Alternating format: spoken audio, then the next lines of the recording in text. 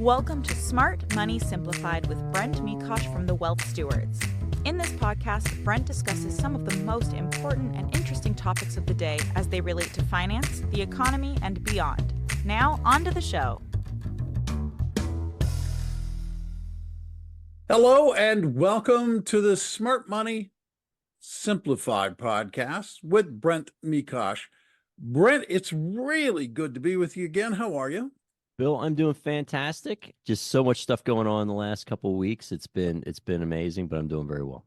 Yeah. I want to talk about all that stuff that's been going on for the past 2 weeks, because in the last couple of podcasts, you've alluded to things happening.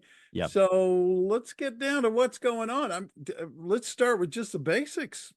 So the basics are this, is we basically have left the broker-dealer world, moved into the RIA world, and merged our team with another team in the process of that, and all the moving parts associated with that. But we're probably now, as we're recording this, 2 weeks into the actual move over the RIA space. It'll probably be about 6 weeks out by the time we release this. But so we're kind of we're in the middle of it. So I'm actually looking forward to our discussion right now, because at some point, 5, 6, 7 years down the road, I'm going to go back and give this one a listen to see exactly where we're at in this whole process, being like literally right in the middle of it. Like assets are moving, a lot's happening.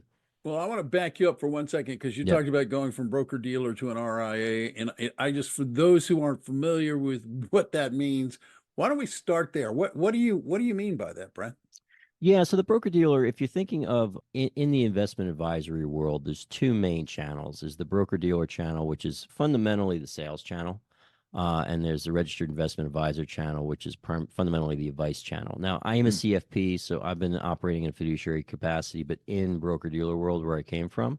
Yeah. And now we're moving purely into the RIA world, which is a much more open architecture. It's advice-centered as opposed to being so much product-centered. And it's also just a much larger universe. I mean, the broker-dealer we came from, which I was at for 17 years and was extremely happy there. The best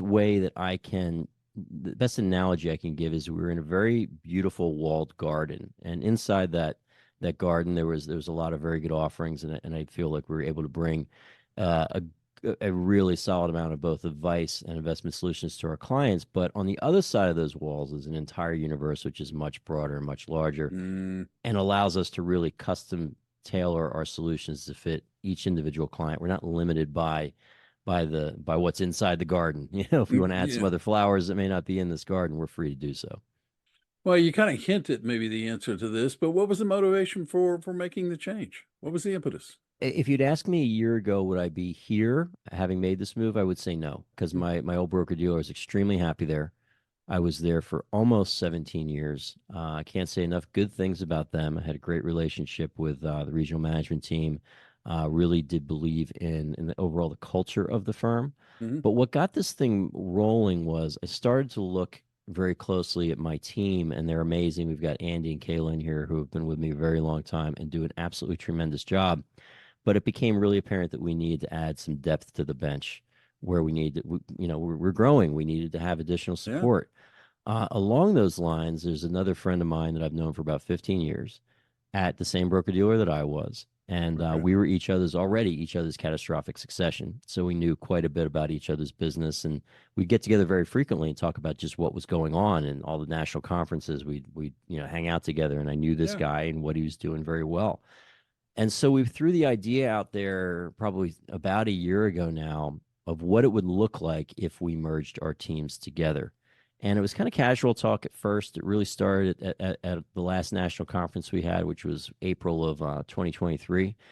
And it got serious enough. We're like, we should probably really go down this road. But we were both cognizant of the fact that first, we have a good personal relationship. We don't want to do anything to put that in jeopardy. Second, we're both running really good businesses. We don't want to do anything to disrupt that apple cart. So we went out and hired an outside consultant. And she spent time with, her name was Liz Lenz Consulting. She's absolutely incredible. She spent time with our team members individually, and then she spent a couple full days with both my partner Jeff and I, really hashing out like where did we think we were complementary, what would be some of the challenges and issues that could occur, trying to figure out anything we could potentially fight about before we actually went down that road. Yeah. And what we found was, at least what I found, when we first started looking at this seriously, I figured Jeff and I would be about 85% aligned, which was to me was enough. You're at 80% of something, that's usually go time at that point. But we're really like 95% aligned in terms of the vision, Oh, in terms that's of what incredible. we're moving forward. Yeah. But the one thing that really got us thinking is very rarely, and I think this is a great lesson for all entrepreneurs, it's very, very important to take time designated away from your business where, because we left Arizona, went down to Florida just for these kind of brainstorming sessions to spend this time with Liz. And so we were completely removed from our day to day, the interruptions, the day to day things that we're dealing with, Yeah. and could just focus on the business. And Liz was a fantastic leader in terms of, walking us along that path. And it got us thinking, okay, where do we want to be in 5 years? Where do we want to be in 10 years? And it was abundantly clear to both Jeff and I that we wanted to be in the independent RIA world. That was very important to us. We felt that was the model that we wanted to follow moving forward. That was where we thought we could have the most opportunities to bring solutions to our clients, but also for growth. Because I view it this way in terms of my business, I've got a responsibility, first and foremost, obviously, to the clients. Right. But I've also got a responsibility towards the employees, to Andy and Kayla. Like, what is the path that I can put forward in front of them that's going to allow them to move up vertically as well? And to do that, we got to grow. And so, what was the best avenue for us to grow the business?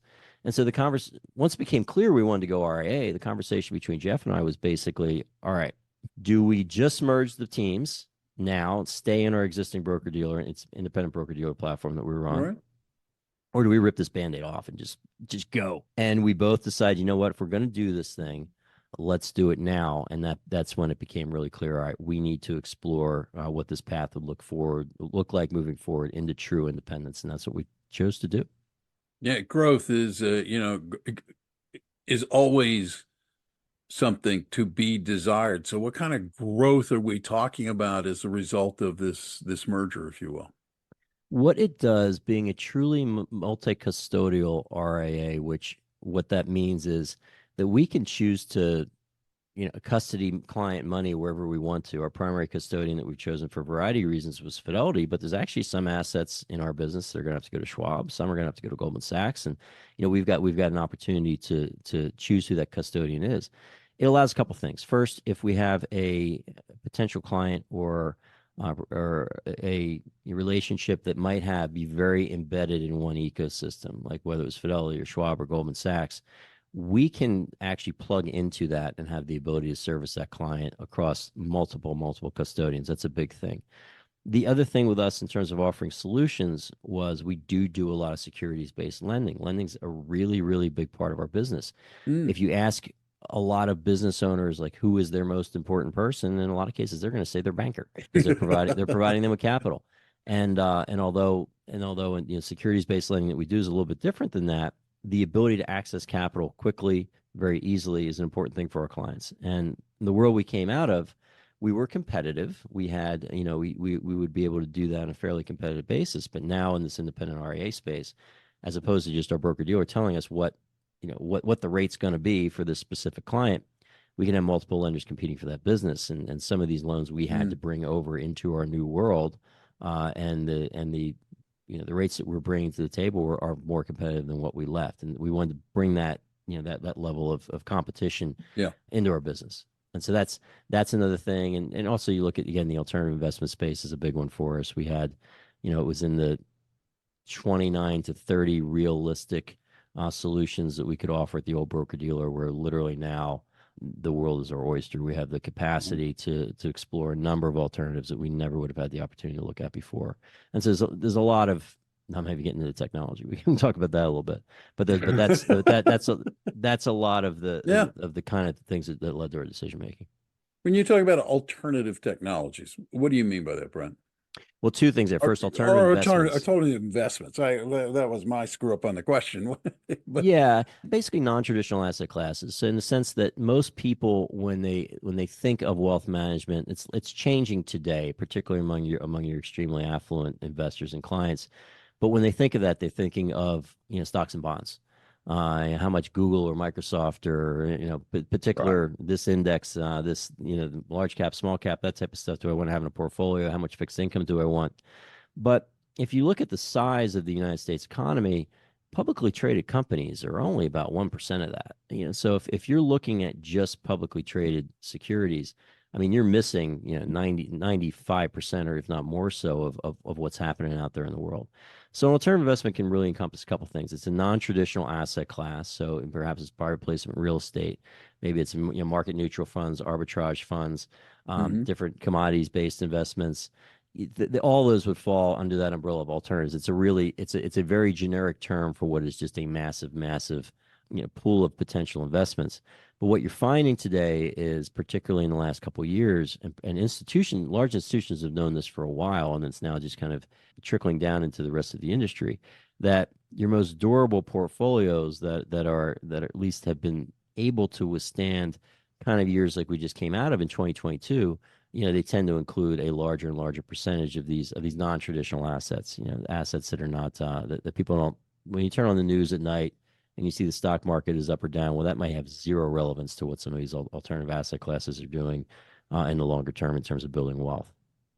Yeah, do you find I personally I find the idea of alternative investments very attractive because you get a little tired of looking at the movement of stocks and bonds and thinking, well, there I am. I'm married to all of those. Do you find that your clients are really interested in these different kinds of investments? Oh, definitely. And you look, private equity, for example, we view that as an alternative asset class. I mean, Yeah. first of all, it's the top performing investment type that has been out there over the last 20 or 30 years or so. So, clients are definitely into very interested in participating in those kind of growth rates. Now, the negative is it's like anything. One of the great lessons I think I've ever learned on investing is there's always the beautiful shiny side of the coin on the front, and you flip it over, and there's the negatives to it. Of And course, yeah. and many of these alternatives, there are the negatives. Your money's locked up for a long period of time. There might be a lack of transparency in terms of, daily reporting. Like if you own Right. shares in the major publicly traded companies in the United States, you can go on at any point in the day and know exactly what it's worth. If you own it, own some private equity, for example, well, you're looking at a 10-year time horizon. You're looking at liquidity cycles that are really uneven and uncertain. You're looking at not knowing on a day-to-day basis exactly what this investment is worth until there's a liquidation side that happens on the other end. And Sure. so there's transparency, there's issues, there's lack of liquidity issues. Some of them can be more expensive. So the cost structure within these investments can be Yeah. higher. And so there's always positives and negatives to every single investment. The question is, do the positives outweigh the negatives?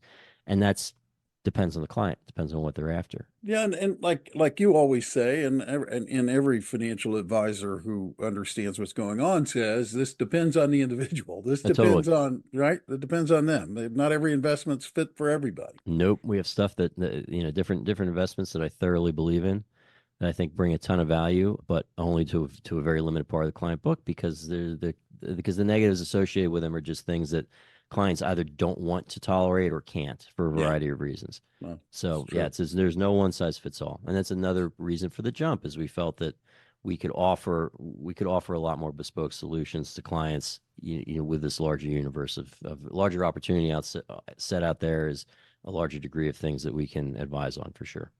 So I can't help but wonder, and it's kind of two questions. One, what's been your message to your clients, and what has been their reaction to your clients to this? I've been humbled and blown away by the clients, quite Mm, frankly. When Jeff and I started thinking about this, we're going through all the, you literally your list, pros and cons, and looking down at that. And the pros were absolutely massive. And the largest con that we could think of, or really clearly articulate, was the clients don't come. right. Because the clients don't come, we don't have a business, plain and simple. And I think that if we're looking at this in terms of this transition, is the goal always generally is like, let's hope we get about 90% after 1 month, and we're at 100% after 2 months of doing this. And we were over 95% after the first 5 days in terms of clients that came on board. And so what was humbling to me, and I went back and we started this transition process on a Monday, and by Friday we'd captured about 95% of the existing client base that agreed to come with us. And I left that night pretty emotional, Bill, to be honest with you, Yeah. because it was such an affirmation that we were on the right path, but it was also such an affirmation that our clients really believe in us, and what we're Mm, trying to do for them. And it was very teams that I have known that have that had left the same broker dealer that I was at, and I called them that Friday night. I'm like, I'm just kind of blown away because you're kind of touched by that, because part of what we do is, we're on this road walking alongside our clients in their lives, and here they were given the opportunity to basically walk with us, and they pretty much every one of them took it. Right. And it blew me away. But in terms of the messaging, a lot of this, there was some limits in terms of how much we could say until we gave our official notice to our broker dealer, and they were phenomenal, by the way. Those that have followed me know where I was, and it's an amazing, wonderful place. And we were already in the independent channel, so there wasn't some of the concern that you would have about leaving. And we had a full 30+ days where we were still the broker dealer, and then could really articulate things to clients. But the one thing that we did do is we started putting some feelers out there very early, where we couldn't give details for a variety of reasons, compliance reasons, but we could talk to clients very honestly about, hey, this is a direction we may be taking the firm, and here's why. And we did that early, and we did it often. And so I feel like when the announcement was finally made, we actually got in the short term, there was not a lot of immediate response from clients, which was kind of concerning to me all of a sudden once we sent out the official email. And I called a few of them. They're like, "Oh no, you told us what's going on. It's all good." Yeah. And so you're like, okay. And then when it came time to actually now sign a bunch of paperwork, and the fact that they all responded so affirmatively and so quickly, because you're asking them, and we're also really aware of the fact this is a pain. It's a pain in the butt. You're asking Yeah. them to you had auto pay stuff that was set up, and you had all these accounts that were linked with different providers, and you got to undo all that stuff and rebuild it. And it's a major hassle. And we knew, and that we were asking our clients to basically endure a little bit of this hassle. In return for that, we do think they're going to get a far better experience, and much greater opportunities down the road. But the fact that how willing they've been to work with us on this, it's been amazing. That is amazing. And that is quite a testament, because the thing that is the worst is change. Even when it's good change, people don't deal Right. well with change. No, And they so don't. We're that's really creatures of habit. remarkable that you've had a set of clients who are willing to go, okay, we'll ride this change pony with you, if Yeah. you will. Yeah, and as we've been now through this transition process, I mean, there are some things, and now that we're in week 2 of this, that pop up. Anyone that's in this business, advisors that might be listening, if you're ACATing a household into you, occasionally there's mismatches and there's things that need to be addressed. Now think of this: if you're in this business, you're across your entire book, where you're talking, in the case of our combined teams, hundreds of relationships, thousands of accounts. And despite best efforts, and we've had an enormous amount of transition support, both from Fidelity and Concurrent, who's the RIA aggregator we've been working with on this, things go wrong. And I think one of the things that we did do is set the expectation with clients through this. Say, hey, our hope is that we've put enough of the work in on the front end that this will be as smooth as possible. If it's not, we'll seek to address it very quickly, and take ownership with that as well, and make sure that we get things fixed and moved along as easily as possible. Now, fortunately, there hasn't been a lot of those, but there's been a few. There's been a few things we've had to address, and we're working diligently to make that happen. Well, it's interesting, because anybody who listens to this podcast on an ongoing basis knows you talk a lot about the value of entrepreneurship. Right. You are now in full-blown practice of entrepreneurship. What kind of lessons have you taken? You hinted at it just in that answer, but have you taken away from this that you think are going to be beneficial going forward? Oh, a ton. I mean, both Jeff and I, one of the reasons that made this match work so well is that a target market for us are, if you look at this wealth transition that's going to be happening in the next decade, you've got, boomers, and you've also got Xers that are at a certain space in the cycle of their business. And unfortunately, most businesses, they die a very uneventful death, where the entrepreneur either retires out, or the transition doesn't work, or they've had nothing in place. And we don't want to see that happen. You have, if you're a business owner, what you basically have created is 80% of your wealth in most cases is tied up in this business, and you own a very large, in terms of your personal holdings, single stock that has all the single stock risk, all the volatility, all the market pressures that can impact the single stock. And there are a lot of solutions you can put in place to basically achieve maximum value with that, and to make sure that if you built something, you put your life's energy into something, that it can get to the next owners or the next generation, or if you want to continue running it where you've got the growth partner in place that's going to help you really, really expand and grow. And I think that, intellectually you understand a lot of that stuff, and operating in the independent broker dealer channel, like both Jeff and I were, essentially we were running our own businesses, but this is on another level now. And so what you're finding now in terms of bringing in outside partners like Concurrent, and in terms of, we're buying a building together, and all the different things that we're doing, we're learning real time a lot of the different challenges that are faced, not just for people in our business, but also people in many different businesses. So it's helped us be a lot more empathy in terms of what clients and and prospects and people are dealing with, because we've lived it and we've been in it, and we know we have a lot greater understanding of what the moving parts are. But to your point, it's one of the things that's very important to us is we wanted to have, both Jeff and I are very entrepreneurial. We wanted to build an entrepreneurial organization that matched the people that we were serving. And we felt that, again, being in the space allowed us to do that. But you learn that there's a lot of things that, theoretically are going to work X, Y, and Z and in this specific way, but sometimes you got to adjust and do things on the fly. And that's what we've been able to do. Well, this is not a spreadsheet exercise anymore. It's one thing when you look at, you're looking at a business case study, or you're looking at a spreadsheet exercise. Reality, however, has a whole different kind of edge to it. I remember when I was to your point, there's the academic way of looking at things, and there's real life. When I was at grad school in New York at the time, I was as a member of New York Stock Exchange, a specialist trader. We were doing secondary markets. It was a class for my MBA. And this is what I did all day long. I did my classes at night. I was on the New York Stock Exchange trading floor during the day. And I remember asking the instructor, like, the way the information he was teaching about the secondary markets was completely wrong. And so I said to him, I was like, and this is a guy who never left academia, God bless him, but he'd never, it was all theory to him. And I'm like, look, this is what I do every day. This isn't right, what you're teaching. And at the time I was younger, I was a little bit more arrogant, and nobody likes to be called out,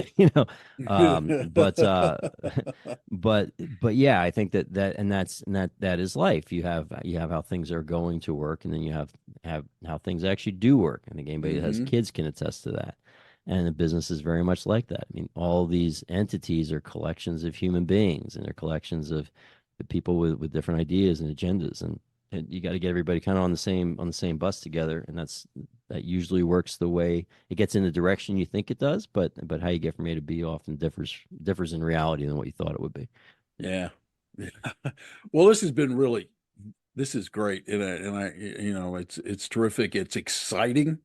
I just want to wrap this up by asking you, what's next? Well, what's next is we are now, Jeff and I were operating from still two independent physical locations, although the teams are working virtually together as one. We just closed on a building, and so those that are in Arizona, we're in the McCormick Ranch area. We got a nice, beautiful freestanding building there that we've got room for the team and room for some growth as well. We probably have about 45 days worth of tenant improvements that we need to do to get it ready to bring everybody and our clients in there. But the goal is to get everybody then together in the very tail end of June. Perhaps early July is when that's going to occur. So physically, we're all working out of the same place. And then the one thing that's amazing is, we know a lot of different teams that are around, not just here in Arizona, but around the West that are curious about what we're doing, and we're looking forward to hopefully bringing TWS to a larger market moving forward. TWS, the Wealth Stewards, right? Yes, sir.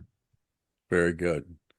Thank you, Brent. This is interesting. It's great. I had to ask these questions this time around because I kept hearing references to it. I'm glad we did it, because the last three podcasts are like, no, this it's always been about the guest. Yes. And as it should be, but you have all this thing that we're alluding to going on behind the scenes, and it's been fun for me to sit down and talk with you about it. It's been very informative as well. And I am sure that people who are listening to this podcast are thinking, I'd like to have a conversation with that guy. Yeah. How would they reach out to you and do that, Brent? Yeah, and this invitation is open to not just clients or people that are looking for financial planning, wealth management, which is obviously the core of our business, but to other advisors. If you want, I'll be a really kind of under the hood view or conversation about what this transition from broker dealer to RIA looks like. I'm happy to have that conversation. Number here at the office is 602-255-0555. Either myself, Andy, Kayla, at least in our space where we are right now, will pick up. I'm pretty active on LinkedIn. I post quite a bit on there. Our website is tws.finance or smartmoneysimplified.com. My old legacy website, for those that have it too, will also redirect to there. But would love to have a conversation with anybody that's curious about what we're doing, how we can help them, or if again you're an advisor that's thinking about going down this road. Happy to have any conversation with you about that as well. Yeah, and I can attest from my time working with Brent, he's very sincere about that. So if you've got an impulse and you'd like to talk to him, do reach out to him and do just exactly that. I think you'll find it worthwhile. The other thing I would suggest is if you're not a subscriber already, hit the follow button. Yeah, That way please you'll like be and subscribe. We're Yep, now one of like the great things about being on this channel is we're very limited. We were on Spotify before, and now we're going to be on Apple. We're going to be on iHeart. We're going to be across multiple different platforms. We have a lot more freedom to share the message that we have. But if you like and subscribe and share the show, that's very helpful to us. absolutely. And tell people about it. I'm a big believer in if you like something and you tell people about it, the word of mouth is the best thing that you can do. That is always really welcome promotion. Until the next time, with who knows what might be happening in the world of We got a TWS. great guest next week. I'm looking forward to it. A So great one. Did you yeah. hear that? You got a great guest next week. He's looking forward to. He had a great one this week that we were looking forward to as well, but we got to hear from Brent instead, which was a lot more interesting, to be honest with you, Brent. And I want to thank you for doing that. It's been great. Until next time, I'm Bill Tucker, thanking you for taking the time to listen. And on behalf of Brent and everybody at TWS, thank you. And we'd like to remind you that you can go out today and make today a great day. And I hope you do. It's your choice about what you do with it. Thanks so much for listening. Until next time. Thank you for listening to Smart Money Simplified. Have questions about topics covered during the show? Visit our website at www.smartmoneysimplified.com or give us a call at 602-255-0555. Don't forget to click the follow button to be notified when new episodes become available. The information covered and posted represents the views and opinions of the guests and does not necessarily represent the views or opinions of the wealth stewards or concurrent investment advisors. The content has been made available for informational and educational purposes only. The content is not intended to be a substitute for professional investing advice. Always seek the advice of your financial advisor or other qualified financial service provider with any questions you may have regarding your investment planning.